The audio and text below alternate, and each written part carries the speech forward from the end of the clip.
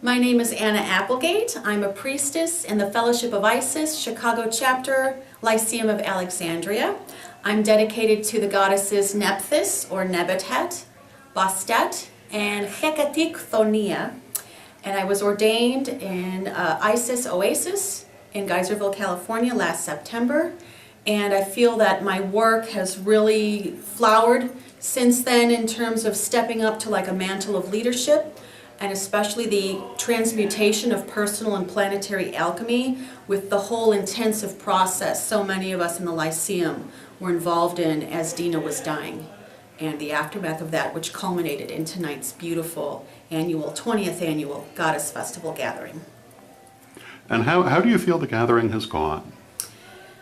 It's a bittersweet kind of reaction. It's very, the brain is still kind of just trying to wrap itself around the shock still of her actual physical absence, and also Ray's lack of a presence here physically tonight for very different reasons, obviously.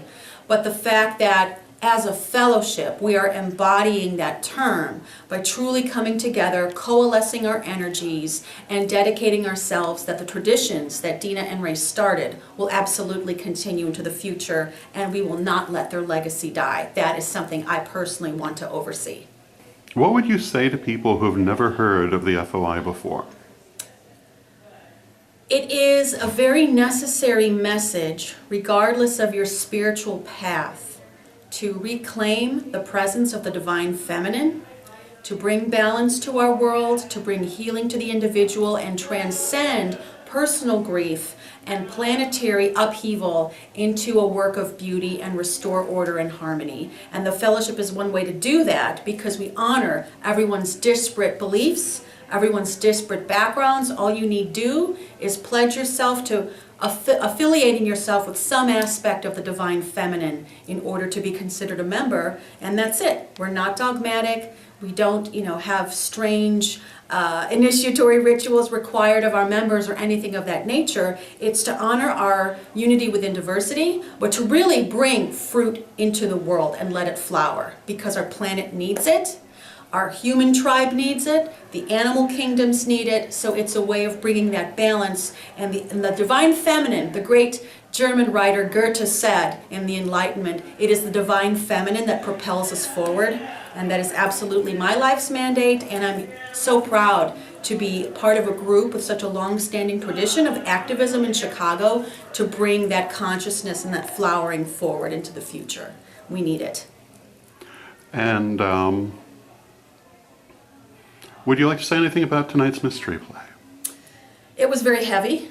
I take the role of psychopompos very seriously. So for me, and Hermes is a deity that I've always been closely affiliated with, crossroad deities, deities of liminal spaces. And in my Masonic lodge, I also have an actual office that is very much a correlation with that duty. So it's something that personally resonated with me. But the idea of serving as that bridge, of trying to transcend our earthly existence with the preparation for what's going to come after, so that everything that we do here, it's kind of like a rehearsal for the flowering of our souls in the after-death state.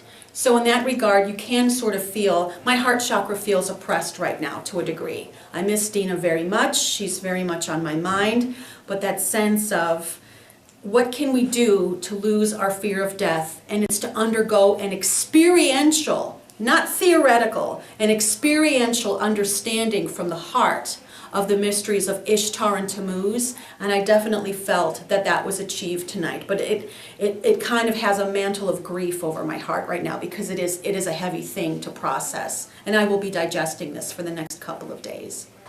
If people would like to learn more about you or more about the Fellowship of Isis, where would you send them? Friend me on Facebook. I'm very active on it. My ritual partner, Esmeralda Chanel, and I, we do monthly dark moon, dark goddess ritual celebrations for self-identified women.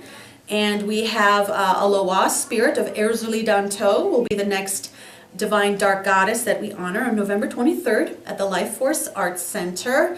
You can also Google my poetry and things. All of my pagan practice gets translated into the poetry that I've had published, so feel free to look me up for that.